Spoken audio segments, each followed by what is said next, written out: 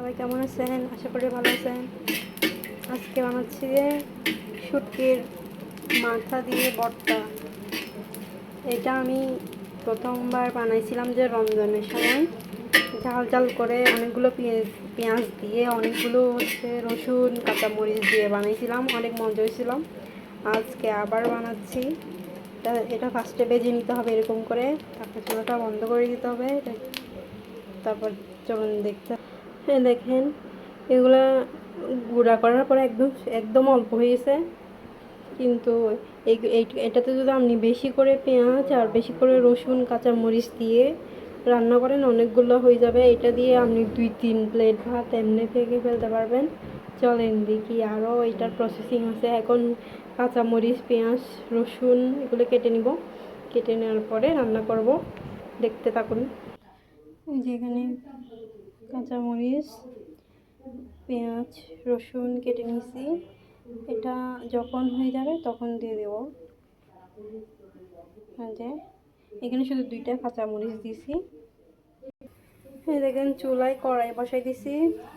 চুলায় কড়াই বসাই এখন গরম হয়ে আসলে তেলগুলো ঢেলে দিব।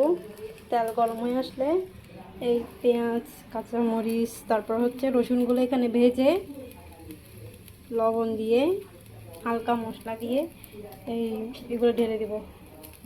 আর শুটকির গুঁড়া ব্লেন্ডার করছি যে এগুলো দেখতে। এখানে তেলগুলো গরম করতে দিয়ে দিছি, তেল গরম হতে থাকুক। এই যে পেঁয়াজ রসুন এগুলো দিয়ে দিছি ভাজার জন্য। এগুলো একদম ভাজা ভাজা হয়ে গেলে তারপরে হালকা করে মশলা দিয়ে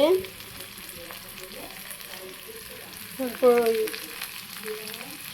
শুটকি গুঁড়া করছি যেগুলো এখানে দিয়ে দিব। এখানে দিয়ে রান্না করে ফেলবো। রান্না করে ফেলার পরে খাওয়া হবে। এখানে একটা বড় সাইজের পেঁয়াজ দিচ্ছি, আর একটা ছোটো সাইজের পেঁয়াজ, 2টা পেঁয়াজ 2টা কাঁচামরিচ আর 2টা এই মরিচ। এগুলো চট্টগ্রামের ভাষায় বলে যে বাতাসা মরিচ। নাগা মরিচ আর বাতাসা মরিচ কে একই, কে বলতে পারেন।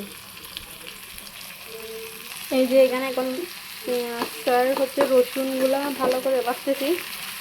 এগুলো একদম ভাজা ভাজা করে ফেলতে হবে, মানে নরম হয়ে গেলে তারপর মশলা দিতে পারবো। তারপর ওই শুটকির গুঁড়াগুলো দিতে পারবো। এটা ভালো করে দিতে থাকুক।